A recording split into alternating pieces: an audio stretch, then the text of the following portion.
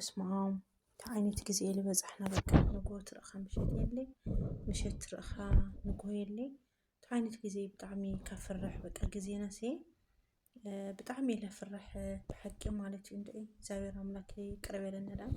بطعمي حما أجزي بزحنا مالتي سلام خورات خطتلتي همين أخم دحنا تقوم أنا دحنا زاوير مسكين بدن أخمو سلامكم بزحت رفي بلالي همين أخم همين هو صراح كل سلام دو دحنا تقوم همين هو دعنا ورهم يقبر له دحنا تقوم بيتسو كله إنها بطعمي نتقل عسي نهاني مالتي بطعمي حزناتنا أنا بونت ندعي ترى شيخة على الخيو مالتي طعمي أتحزن هيك ما كوز ولا بحر تملس همزي هو تامس أنا مالتيو بطعمي ندعي لبيت سوا تاي هم لازم نعم ندعي بيت سوا مالتيو بيت سوا الفوت يا حو زمج ندعي تاي هم لازم نعم مالتيو زاوير أملاك باز أدقنت يعني مرة بطعمي تحزن سدتنيا مسفاقعة بيت سوا بالفاقعت نعدى صحي نعدى نفاس بالنافقت بطعمي تحزن ندعي تاي يعني كبل مالتي ندعي مزقانعتي هابون بقى لخلو بيت سبسي مزقانعتي هابو الولاد مزقانعتي هابو بطعمي تحزن مالتي زاوير أملاك همز عينت نقر يحلينا أحواتي تمالي بيدو بوست الخحز همز بخا موات مالت ندعي زاوير نداينو هلقتنا هم لخونا نوطات خوينو بتلي أب سدتي بزح وطاتيو لرقف اللو بي من قد ولا سعودو شتي حواتنا بالحرس ولا قاريا أحواتنا لي حسو نقوة رئيني مشيت لي اللو ندعي تعايني تكزي ندعي تهاي وموطنا نوان ندعي زاوير أملاك بعلو شلو تعين فاسي لأخلنا محرتي لأخلنا دامي جزينا بطعمي لا فرح بقى أنو أخو مالت سكونتي أخوين النوت أنو أخو مالت سيلي مغنياتهم بقى حزن أخلا خاسي تهم لقد معي في اللتي بطعمي لحزن جزينا مالتي وبعلى فتعري شلو يقرب لنا محرتي لأخلنا دامي تودي إنه وطاتو نحفتنا ياو بنقرأتنا إحنا بسدتنا ندعي أنا بزح عمت كون وان بدي قامل تقمت أمال سكب عيسر عمت لتقمت أكون واي قامل يولنا مالتي عسرت حمشت عمت تقمت أنها عسرت عمت تقمت أنها عسرت خلت عمت تقمت عسر سرست عمت تقمت بزحكو خلكو يقامل نواخوني عمت هتلاقو تصور له تاي قاما تعلم تاي أتادلي تاي قاما ياو بزحخا لمملاس لو عدو مالتي يقام على متيات كمان زعدي تسافر خال ممصاو مالتي خلينا نقرقد من الصراحة يقام يطيقي الصراحة يقام يطيق خلنا نقول تقول ليس صراحة أتينو نقول بقى تاي قام على متيات كمنا هم زلادة هم دليتنا نوصنا أتينا اللي زعاد خير خد سافر خال ممصاو يا دامي الخال نقر الصراحة من يطيقنا يقام زعدو مالتي بزحمت بدي يقام الغمط له سو خالي قريسي قام اليوم لهم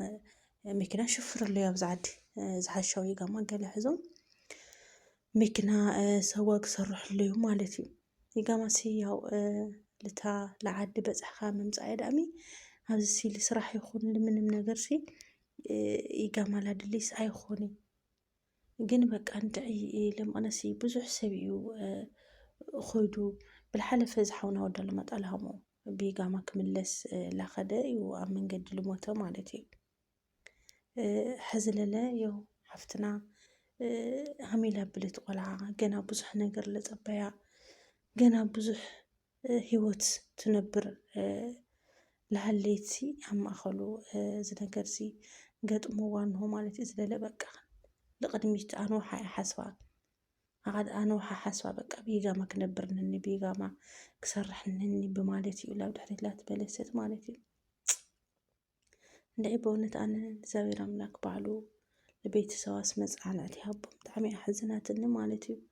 نحوتي معري اللي من تاي قبر لنا يقام بك كلا يزعد بزح عمت لتقمت السبسي كاب قيدم لو عدو نفاس عدو مس بيت سوك نبري دام تاي ما زعد سسي بقى عند حلي خد خسي حما غيو ዓዱሲ ብጣዕሚ ሕማቕ ዓዲ እዩ ልንህናዮ ማለት ኣይሰዲ ሞትካ ወይ ሕማምካ ወይ ዝኾነ ነገርካ ኢዳም ኣብዚ ዓዲ እዚ ያው ሃምቲ ልደክመና ለሲ ውፅእ ኢልና ከይድና ተዓረፍና ንፋስ ዓድና ለወለድና ለምስ ወላድና ለወለደ ለምስ ቤተሰቡ ክወልድ ክዝምድ ላብ ዓዲ ምኻድ ልሓሽ ዳሚ ካብ ድሕሪ ገይድምሲ ለለስዑ ትባላሽዩነት ኣምና ወትራ ይኮነ ብሕስ ሰዓት 6-7 ወርሒ 5 ወርሒ ልገበረ በየእጃዝኡ ስማዓት እዩ ሰብ ትባላሽዩነት ስራሕ ልብካ የለይ ስራሕ ድሌትካ ምቕያር ምውፃእ ምእታይ የለይ ሃምና ወትሮ ቀደምሲ ዓዱታዩ ላዕሊ ታሕተይ ድዩ ምግቢ እንህወዶ ቆልዑ እንደ ቆልዑ እንህዎም መህረስ ከንህወዶ ቆልዑ ከንደይኦም ምናምን ሓፋዛ እንህወዶ ገለብልናስ ኣማርፅ ዳይና ስራሕ ንኸድ ነበርና ቀደም ማለት እዩ ሕዚ ግን እንኳን እንታይ ቆልዑ ንብለንሲ ሕዚ ሓደ ንዓራውስ ቆልዑ እንደ ነክን ትብለካ ግን ሳይ ምልክተካ ቆልዑ እዩለካ ቀደም ግን ዋላ ባዕላተን ህንዲ ዝቆልዓ ንህኒ ዓዲ ኢልሃምዚኡ ቆልዓለ ህንዲ ዝንህኒ 5 ንህኒ 4 ንህኒ 3 ንህኒ ይብላ ንሓዚ ግን እንኳን ሃም ክብላ ህንዲ ቆልዓ ንክተበኻየለ እንታይ ትመልክቱ ከ ንብለካ እንታይ ምልክተካ ወላደየ ንብላ ስለዚ ሓወቴ ማዕረይ እና ኣነ እንታይ ኣይክብለክ እንደለ በቃ እቲ ጋማ ልባል ነገር ዝተቃረየ በቃ ተቃረየ እግዚአብሔር ካብ ልብሎ ድረስ ምስራሕ ትሕሮላ ዓድኻ ላብ ንፋስ ዓድኻ ምኻድ ብሕስ ሰዓት እዚ ነገር ዝናርአና ላብ ድሕሪት ምምላስ ላብ የመን ምምላስ ማለት በዓልካ በቃ ሂወትካ ምፍራም ማለት እዩ ብኡል መፁለ ሰብ መእተይ ስእኑ ላትወድአ በየበረኻኡ ማይ ፅምኢ ይኹን ፀሓይ ይኹን ላትወድአ ሰውሲ ተመስናሕና ላው ሸውርና ምምላስ ማለት ነዝኮ ብጣዕሚ ጌጋ እዩ ንምንታይ በዓልና ሂወትና ለይንከላኸላ ምስ እግዚአብሔር ማለት እዩ ያው እግዚአብሔር እንድሕር ዕድመና ሙሉኡ የትም ይኹን የትም ይቃርየናይ ይኹን ዳኣምልለ በዓልና ሂወትናስ በዓልና ንሕልያና በቃ ንሓስበላ እንሆ ንሕስበላ ይግበአና ሕስ ብዚ ሕስ ሰዓት ላብ ድሕሪት ላብ የመን ምምላስ ማለት ሕዚ ለለ የመን ስዑዲ ጦርነት ለለ እንደገና ልዕሎም ንሃለይስ እንደገና ላብ ምምላስ ማለት ብጣዕሚ ከቢድ እዩ ብኡል መፁለ ሰብ እንደይ መከራይ ስቃያት ይላበልዕስ መስኻለ ካብ ስደት ካብ ስዑዲ ነበርካ ስለ መስኻ ዳብ የመን ተመልስኻ ከይድካ በእግርካስ ብጣዕሚ ከቢድ እዩ በእውነት ማለት እዩ እናከበዱለቲ ናሕዋቴ ማዕረይ ከምዚ ወፅኻ ምትራፍለ እግዚአብሔር ይሓልየና ካብኡ ለዚ ጋማ ከምዚ ዓይነት ዝሓስብ ሰብ ብዙሕ ክልየ እርግጠኛ እየ ብዙሕ ሰብ ክልየ ከምዚ ዓይነት በቃ ከይደሲ ብጋማ ክመፅእ ንህኒ ልብል ሰብ ስማዓት እዩ ግን በቃ እሱዩ እቲ ሰብ ኢለ ሓስብ ዳሜ ተሃም ንገጥመናስ ኣይንፈልጢ ሕዚ ሓፍትና ሃኒ ማለት እዩ ክዳን ትነግድላ ወልዳ ናቲ በቃ ሓሳባ ካልእ እዩ ክዳን ትነግድ ኣብዚ ዓዲ ልልዓለ ስራሕ ትደሊ ሃምድሌታ ተኣቲ ትወፅእ ትነግድ ላብ ዓዲ ሃምድሌታ ትመላለስ ገለ ሓስባ እያ ናቲ ግን ኣብዲ ሓሰወቲ ኣውዕልዋ ማለት እዩ በዓላ ልወትረ ዘለዓለም እያ ከይዳ ናቲ እቲ ልዓቀደቶ እቲ ልሓሰወቲ ኩሉሲ ቃርዩ ንሆቲ ሳልሓሰወቲ ካልእ ላጋጠማ ካልእ ወላዳ ኳዕኒ ከይተባፅሕ ንእሽተይ ዕረፍቲ ለይወሰደት ናብ ቤተሰባ ዓይኒ ለይርኢት ንድዕያነ ብጣዕሚ ከቢድ እዩ ብሓቂ ብጣዕሚ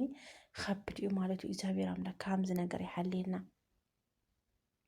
ብጣዕሚ እያ ተሕዝን ካብዚ ኩላይ ከርተ ተሰደት ሲ ውላዳ ኳ ንእሽተይ መዓልቲ ለያባፅሐት ልባዕላ ንእሽተይ ሂወት ለይነበረት ለቤተሰባ ዓይኖም ለይርኢት ለወለዳ ለይርኢቶም እዚ ኩላይ ዓመት ትፈላለያ ማለት እዩ እና ብጣዕሚ ብእውነት ብጣዕሚ እዩ ለሕዝን ከምዚ ዓይነት ሂወት ማለት እዩ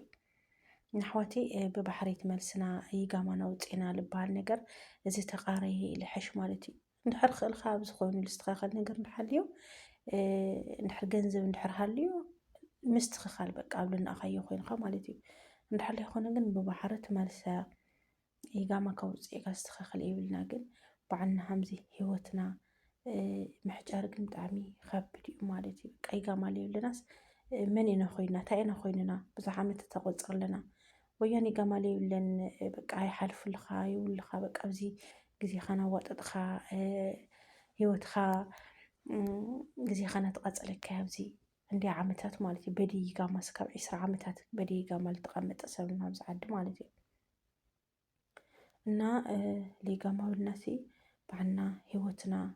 ዓይና ሕጨራ ዓድመና ማለት ምስ እግዚኣብሔር ሲ ህይወትና ለባዕልና ንሕለየላ እስኪታ እዩ እንታይ ከገጥመኒ ክኾን ሓምዚ እንድሕር ገብረ እንታይ ክኾን ብልናሲ ልታ ህይወትና ለስና ሓስበላ ንህና በቃ ጥራሕ ሕና ልረአየና እቲ በቃ ቢጋማ ከይደስ ሓምዚ ክገብር ካልእ ፕሮግራም ኢና ሕና ንሓስብ ካልእ ነገር እያ ሕና ልረአየና እቲ ልመፀና ነገር ካጋጥመና ዶ ክኾን ልበሃል ነገር ግን ጭራሽ ኣይሓስቡልና እየ ማለት እዩ። ንኣሕዋተይ ንምንታይ በቃ